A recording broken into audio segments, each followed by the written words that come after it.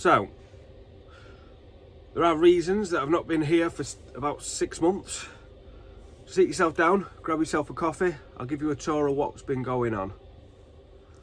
So, I've not posted anything on my channel now for about 6 months. We have been busy doing bits and bobs, and as far as 2020 went, I think I'm up there with having pretty much the crappiest year you know, you can possibly have. So yeah, so back in June I posted a few videos after I got this news, but my head just wasn't in it, my heart just wasn't in it, and that's why we stopped. Basically, my mum was told that she didn't have long to live. I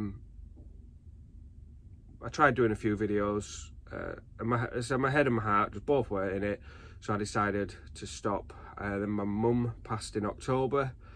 Again, obviously, I had absolutely no interest in making YouTube videos, but I had a plan.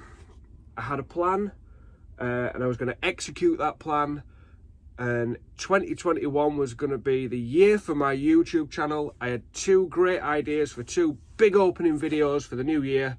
Both of them ideas have failed, so I'm just here to tell you that I've failed in that, but it will get better.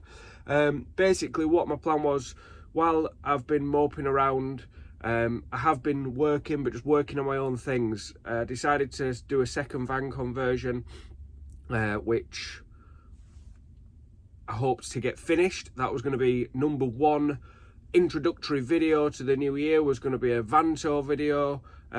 I'm sat in it now. It's not quite finished. I'll give you a quick show around, and I'm also going to show you the second video. We've been working on the workshop tirelessly, really getting that, you know, into an organised fashion, sorting it out, new workbenches, a new area for staining and painting separated from the workshop, you know, changing the racking round, maximising the space that we had, making sure we can actually get vans inside the workshop so we can work on them inside. So the second video was going to be a workshop tour. I'll show you why that failed in a minute. So, the van. It's about 90% completed. When it is fully completed, I want to do a nice big van tour around it, because we've really, I think we have done this van on what I would call a budget, but I think it looks good to say it's been done on a budget. And I want to show this van off when it's done, to show that you don't have to spend stupid amounts of money to get a nice crisp finish. I'll give you a quick fly around it now, just to show you a few of the features and the layout. And then I'll take you into the workshop to show you why everything went a bit Pete-tong in there as well. Now, I'm using the -0.5 zoom on the new iPhone here, so I don't know if that's going to portray well onto your screens, just so I can try and get more of the van in. But as you can see, this is actually a long wheelbase, semi-high roof transit van. It was a van that I had already, so I decided to convert it to give me something to do. As you can see, it's very... we're parked next to a field, so it's very green outside. Now the windows just aren't here yet, but they're ready to go in. So in this van, I've got some overhead lockers there. That's not actually a shower, it's just a private toilet, so you can, you know, you can go use a toilet without scaring your children. The reason for a curtain and not a door was because there's not a lot of leg room. We did squeeze that in as tight as we could. There's kitchen here. The kitchen again is not quite finished. Needs some tea trim on there. We need a fillet bringing up here to fill that gap in there. But we've got running water, we've got gas, night heater, bit of kitchen storage. Alexa, play Viking FM. Viking FM. Like my neck and my shoulders, and she was like telling Alexa, me off. Stop. That's a pretty cool Thank feature. you for listening to Viking FM. All right, love. Goodbye. And then we've got a double bunk bed. So basically, double bunk on the bottom, and then the small doubles, but a small double on the top. Each each bed has got its own light and USB port, same on that side, same on the bottom. And then underneath the bed we have a night heater, fridge, storage to the back, and our batteries and all our electrics under that side. Also the bunk comes up, which means you can have a garage area in the back if you didn't want a double bed, or you can transport 2 push bikes in the garage area, then take them out and lay the bed down at night time. Spin around. Again, this part is the sort of unfinished bit. Another window to go in there when they arrive. These seats both need boxing in. A cupboard needs building there. That seat needs to swivel, and then a table in the middle. So this van with a cab bed in there will sleep, carry and dine 5 people in a van this small, which it'll be tight and snug. We'll only be using it for 4, but with a cab bed it will do 5. So that was just a quick run through of the van that I've been doing while I've been moping around, just keeping myself busy really. Just wanted to, you know, I didn't want to just sit around doing nothing. I didn't fancy doing anything for customers. I think the added pressure of being on a deadline for a customer would have probably tipped me over the edge if I'm completely being honest.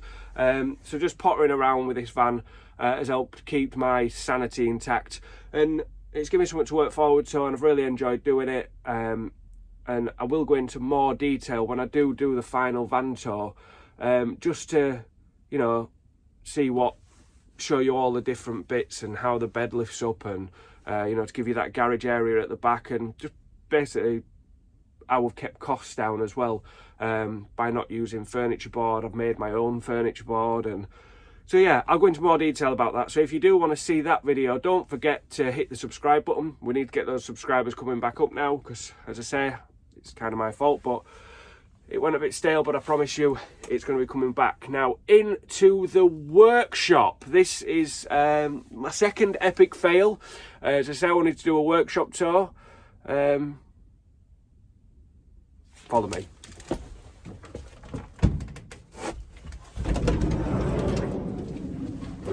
So out here, we're actually out at the workshop. As you can see, there's the Iveco.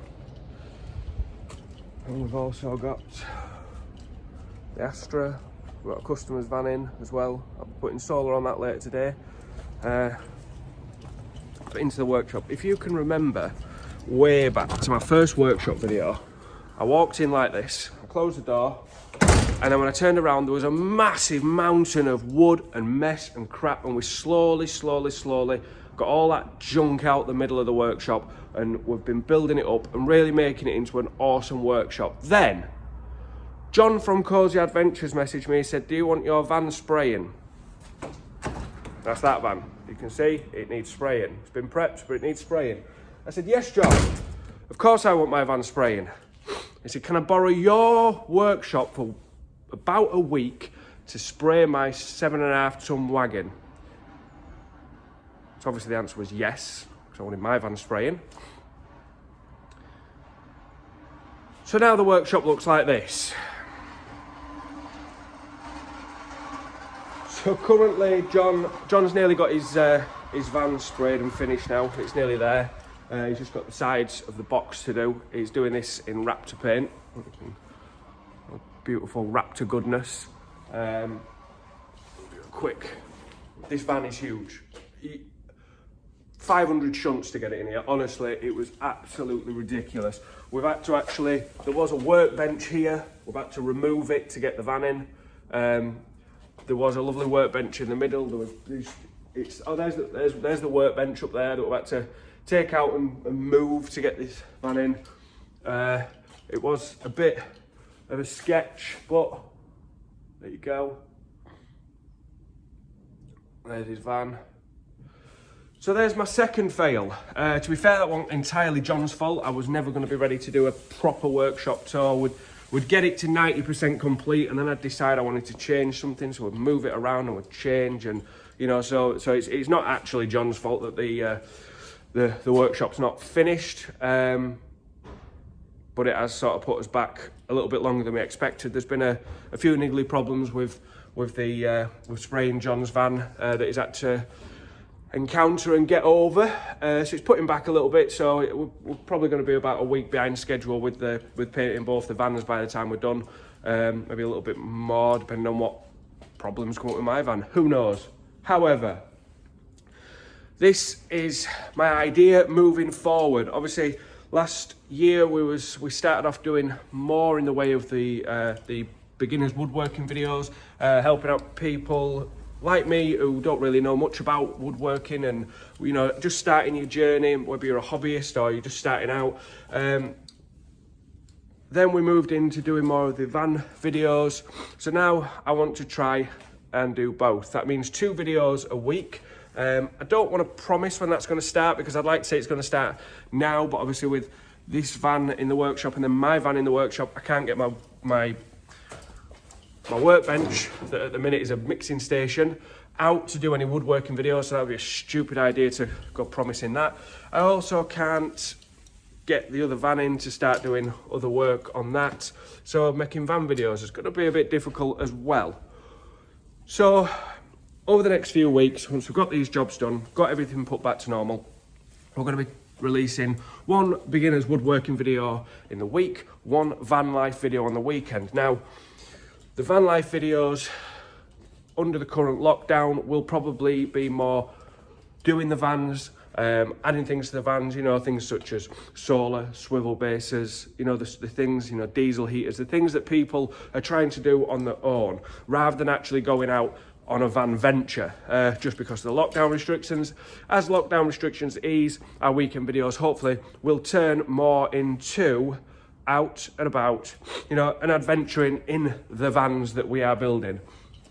So there's my explanation. Hope you can all forgive me for my massive absence, and yeah, we'll see you all soon.